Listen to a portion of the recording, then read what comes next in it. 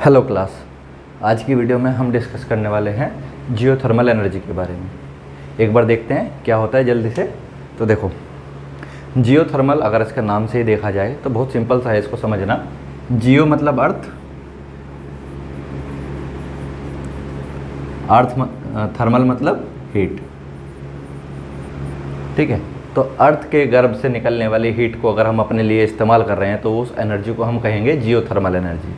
Simple सा logic है। ठीक है, अब मेनली देखो मेरा बैकग्राउंड इलेक्ट्रिकल का है तो हम उसी बारे में डिस्कस करेंगे कि हम कैसे जियोथर्मल एनर्जी का इस्तेमाल करके, जियोथर्मल एनर्जी को प्रॉपर्ली यूज़ करके हम इससे इलेक्ट्रिसिटी जनरेट कर सकते हैं। ठीक है, तो अगर हम नॉर्मली बेसिस पे देखा जाए तो जो अगर हम अर्थ की बात करें, कंसिडर कर लेते हैं कि ये हमारा एक गोला जो है ये हमारी अर्थ है। अगर समय की शुरुआत में जाया जाए तो हमें जो है पुरानी किताबों में पढ़ने के लिए यही मिलता है कि हमारे जो अर्थ थी पहले एक आग का गोला थी, फिर टाइम के साथ साथ इसके ऊपर धूल मिट्टी की परत जमने लगी, जिस कारण से ये ऊपर से तो जो है रहने लायक हो गई, लेकिन अंदर से ये अभी भी जो है बहुत ज़्यादा गर्म है। तो इसका जो कोर वाला हिस्सा है जो कि पूरी तरह से गोल नहीं है, कैसे उसकी शेप है उस बारे में अभी डिस्कस करेंगे, लेकिन अंदर जो कोर वाला हिस्सा है वो अभी भी जो है लावा जितना गर्म है। ठीक है, इसके अंदर जो है अभी भी रेडियो एक्टिव रिएक्शंस होती रहती है, जिस कारण से इसका टेम्परेचर भी मेंटेन रहता है। ठीक है, और इसी की वजह से जो हम लोग ग्रेविटेशनल फोर्स वगैरह जो है फील कर पा रहे हैं, लेकिन वो अभी हमारा पॉइंट नहीं है इसको डिस्कस करने वाला। अभी हमारा पॉइंट है कि हमको जियोथर्मल एनर्जी के बारे में जानना है कि कैसे हम जो है जियोथर्मल एनर्जी का इस्तेमाल कर सकें। ठीक है, तो देखो ये चीज़ हमें पता है कि अगर हम अर्थ के ऊपर से जो है खुदाई करना शुरू करें तो अभी तक जो है मैक्सिमम 12 किलोमीटर तक का एक गड्ढा इंसान जो है खोद पाया है। ठीक है, उसके बाद समस्या क्या आती है कि जैसे जैसे हम 1 किलोमीटर की गड्ढा खोदते हैं तो जो टेम्परेचर है उसमें टेम्परेचर जो हमारा कितना राइज हो जाता है, लगभग 30 डिग्री सेल्सियस टेम्परेचर जो है राइज हो जाता है। कैसे कि अगर मैंने यहाँ से गड्ढा खोदना शुरू किया और यहाँ पे टेम्परेचर 45 डिग्री सेल्सियस है, हालांकि इससे तो कम ही रहता है 37, लेकिन अभी गर्मी चल रही है तो 45 मान के चलते हैं कि अगर सरफेस का टेम्परेचर 45 डिग्री सेल्सियस है और 1 किलोमीटर खोदने के बाद अप्रोक्सीमेटली इसका टेम्परेचर 75 डिग्री सेल्सियस होगा। उसके बाद मैं फिर से 1 किलोमीटर नीचे जाऊंगा तो उसका टेम्परेचर प्लस 30 डिग्री लगभग, ऐसा नहीं कि एग्जैक्ट आपने कहा कि 30 पे तो 29.5 भी नहीं या 31.5 भी नहीं, 30.5 भी नहीं, ऐसा नहीं, लमसम अमाउंट में हम बता रहे हैं कि लगभग on an average 30 degree Celsius का टेम्परेचर बढ़ जाता है। तो इसी बात को ध्यान में रखते हुए कि जो साइंटिस्ट हैं उन्होंने जो है अभी तक जो है 12 किलोमीटर तक का गड्ढा खोदा है। उसके बाद मशीनरी इतने जो है टेम्परेचर विद स्टैंड ही नहीं कर पा रही थी, इतना टेम्परेचर बर्दाश्त ही नहीं कर पा रही थी कि उसके आगे का गड्ढा खोदा जा सके। ठीक है, तो बस उसके बाद ही वो काम जो है रोकना पड़ा। तो देखो ये तो हमें पता चल गया कि जैसे जैसे हम अर्थ के सरफेस से अंदर की तरफ जाने की कोशिश करते हैं हमारा जो है टेम्परेचर इतना बढ़ जाता है कि उस टेम्परेचर पर विद स्टैंड करना भी समस्या है। ठीक है, अब टेम्परेचर सरफेस के नीचे बहुत ज़्यादा है। कुछ जगहें हैं जैसे इंडोनेशिया हो गया, आइसलैंड हो गया, मैं लिख देता हूँ प्रॉपर क्योंकि ज़्यादा कंट्री नहीं है। इंडोनेशिया है, आइसलैंड है, यूएसए है। ठीक है, इनमें क्या है कि जो देखो कोर, मैंने जैसे पहले कहा था कोर में क्या था कि ये परफेक्टली राउंड नहीं है। ये जहाँ पे टेक्टोनिक प्लेट का वाइब्रेशन ज़्यादा होता है वहाँ पे जो है कोर जो है सरफेस के पास में रहता है। ये कुछ इस तरीके का रहता है। ठीक है, जहाँ पे टेक्टोनिक प्लेट्स का वाइब्रेशन ज़्यादा है, जहाँ पर अर्थ की जो सरफेस वाली जो प्लेट्स हैं वो वाइब्रेट करती रहती हैं, तो जहाँ पे ये ज़्यादा रहेंगे वहाँ पे जो है हमारा कोर के पास, कोर जो है सरफेस के ज़्यादा पास में रहेगा। यहाँ पर डिस्टेंस कम हो गई, सिंपल। ठीक है, अब ये डिस्टेंस अगर कम हो गई तो ऐसी जगह पर अगर हम खुदाई करेंगे, ऐसी जगह पर खुदाई करने पर होता क्या है कि 1 किलोमीटर की खुदाई करने पे लगभग 100 डिग्री सेल्सियस तक का टेम्परेचर जो है राइज हो जाता है। 100 से 300 डिग्री सेल्सियस तक का टेम्परेचर, ऐसा नहीं कि सिर्फ 100 ही, अगर बहुत पास में है तो 300 डिग्री सेल्सियस तक का भी टेम्परेचर राइज हो जाता है। जैसे इंडोनेशिया की बात की जाए, वहाँ पे जो है जियोथर्मल पावर प्लांट बहुत सारे हैं, तो वहाँ पे जियोथर्मल जो फाउंटेन निकल रहे हैं, जहाँ अर्थ में से ही जो है हमारे जो है हॉट वाटर फाउंटेन्स निकलते हैं, उसमें से स्टीम निकलती रहती है। वहाँ पे आइसलैंड में वहाँ पे जो है टेम्परेचर जो है बहुत ज़्यादा रहता है अंदर का। अब देखो, अब इसके अंदर स्टीम कहाँ से निकल रही है, मैं एक बार फिर से दूसरा डायग्राम बना के समझाता हूँ। इसको तो मैं रफ ही कर देता हूँ। देखो ये अर्थ है, इस अर्थ का अपना एक कोर है, इस कोर की वजह से कुछ हिस्से में एक और पास में है, कुछ हिस्से में एक और दूर में है। ठीक है, अब अंडरग्राउंड वाटर तो एक अंडरग्राउंड पॉन्ड की तरह या अंडरग्राउंड रिजर्वर की तरह वहाँ पे उपस्थित रहता है, वहाँ पे प्रेजेंट रहता है। ठीक है, अब देखो ये जो है 1 किलोमीटर के मैंने गड्ढा किया, उसके अंदर जो है पाइप डाल दिया। 1 किलोमीटर का गड्ढा करने के बाद मैंने एक पाइप डाल दिया, और उसके बाद यहाँ पे जो ये पानी है, यहाँ पे जो वाटर का रिजर्वोयर है, अंडरग्राउंड वाटर रिजर्वोयर, ये क्या हो रहा होगा, इस टेम्परेचर की वजह से, ये जो कोर है इसकी वजह से बहुत ज़्यादा इसका टेम्परेचर बढ़ रहा होगा।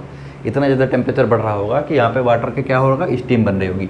अब स्टीम जो है फूटती रहती है, देखो जैसा कि आप फोटो में देख भी पा रहे हैं कि ऐसे ग्राउंड में से स्टीम निकलती रहती है। तो वहाँ पे देख के भी पता चल ही जाता है कि यहाँ पे हॉट वाटर स्ट्रीम क्यों आ रही है, क्योंकि नीचे जो है कोर जो है, जो पानी का जो क्षेत्र है जहाँ पे पानी ज़मीन के नीचे भरा हुआ है या पानी जो मिट्टी के अंदर है, वो पानी जो है क्या हो रहा है, वेपराइज होने की कोशिश कर रहा है। किसकी वजह से, जो टेम्परेचर है नीचे बहुत ज़्यादा हो गया इसकी वजह से।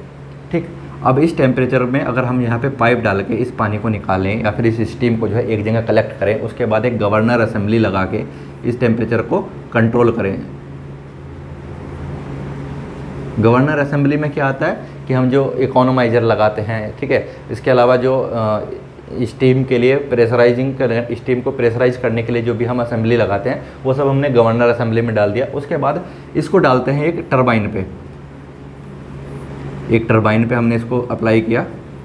टरबाइन के बाद उसके बाद वो गया, टरबाइन से कनेक्टेड की हुई हमने जनरेटर,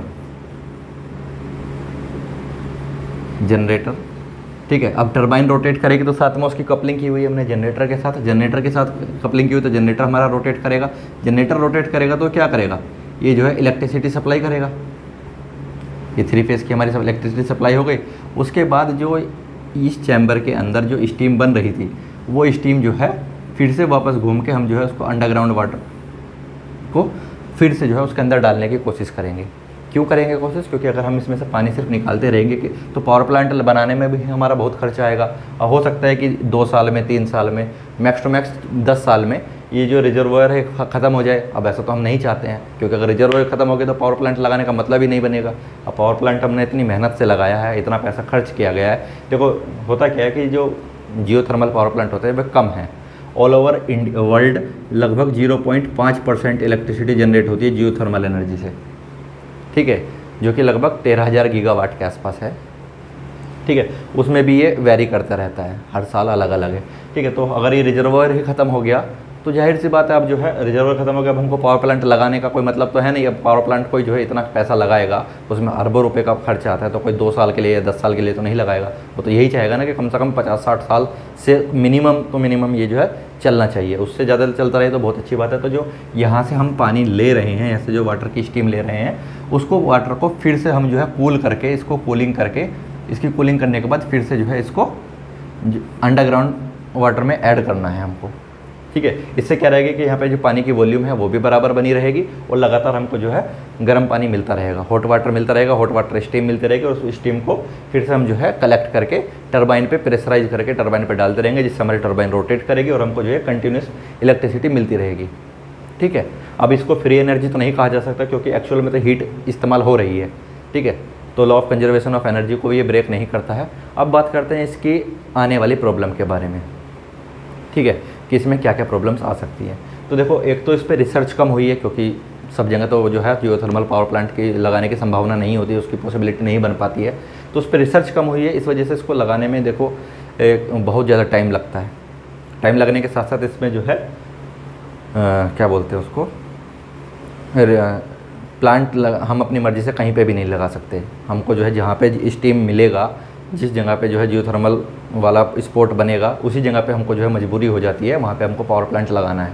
ठीक, और दूसरी समस्या जो आती है वो है लोकल बॉडीज़। लोकल बॉडीज़ मतलब अब नॉर्मली जहाँ पे भी जियोथर्मल पावर प्लांट निकलता है, हमारा बनाने की संभावना बनती है, ऐसी जगह पे जो है लोग बाग रह रहे होते हैं, या फिर उसको वो अपने आस्था से जोड़ देते हैं कि ये जो है ऊपर वाले का करिश्मा है, हम जो है यहाँ पे कोई भी जो है मशीनरी वर्क नहीं करने देंगे। या फिर हमारे जो है यहाँ पे पशु जो है चारा खाते हैं, ये पहाड़ी इलाके में निकला है, और यहाँ पे जो हमारे पशु रहते हैं, हम लोग रहते हैं, हमारा गांव यहाँ पे बसा हुआ है। आप अगर यहाँ पे प्लांट बनाएंगे तो हम लोगों को यहाँ से जो है ट्रांसफ़र लेना पड़ेगा, हमको यहाँ पे जो है यहाँ से पलायन करना पड़ेगा। वो सारी चीज़ें जो है समस्या जो है सामने आती है। ये इसके थोड़ी सी ड्रॉबैक्स हैं।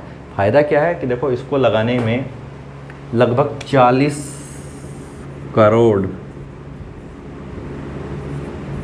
टन एक प्लांट अगर चल जाता है तो 40 करोड़ टन फ्यूल बर्न करने पे जितनी इलेक्ट्रिसिटी प्रोड्यूस होगी उतनी इलेक्ट्रिसिटी ये एक बार में एक साल में बना सकता है। ठीक है, 40 करोड़ टन फ्यूल, ये डीजल की बात हो रही है यहाँ पे, ऐसा नहीं कि आप 40 करोड़ टन कोयले की बात कर रहे हैं।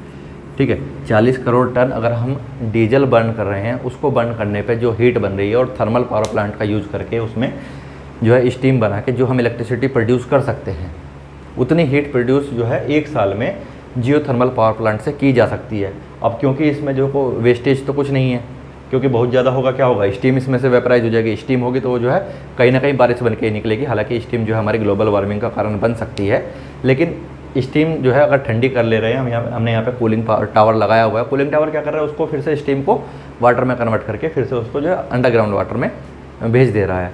ठीक है, तो हमारी जो इतनी जो है इन्वायरमेंटल सेविंग हो रही है, कार्बन फुट प्रिंटिंग उसमें जो है नहीं बढ़ रही है, ये इसका फ़ायदा है। इसके अलावा जो है नेचुरल है, कोई भी जो है इसको कंटिन्यूस एनर्जी मिलती रहेगी। इससे क्या होगा, इलेक्ट्रिसिटी का रेट भी घटेगा और जो जिस जगह पे मिलेगी उस जगह पे लोकल बॉडीज़ को भी आसानी से जो है इलेक्ट्रिसिटी की प्रोवाइड किया जा सकता है। बाकी जॉब वगैरह तो सब आपको पता ही है कि इससे जो है लोगों को जॉब मिलेगी।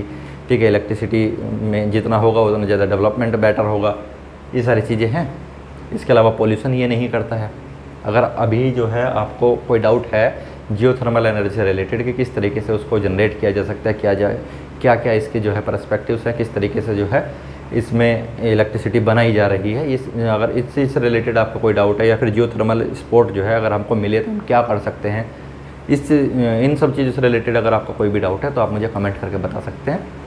ठीक है, हालांकि मैंने जो भी जानकारी दी है वो वेल रिसर्च्ड है, इसमें जो है किसी भी तरीके का कोई भी बातें आपसे छुपाई नहीं गई है और लगभग मुझे लगता है कि जो चीज़ें आपको पता होनी चाहिए वो सब जो है डिस्कस कर दी जा चुकी है। फिर भी अगर आपका कोई डाउट बनता है तो आप मुझे कमेंट करके एक बार ज़रूर बताइए। बाकी मिलते हैं अगले वीडियो में किसी ऐसे ही एक इंटरेस्टिंग टॉपिक के साथ। Thank you.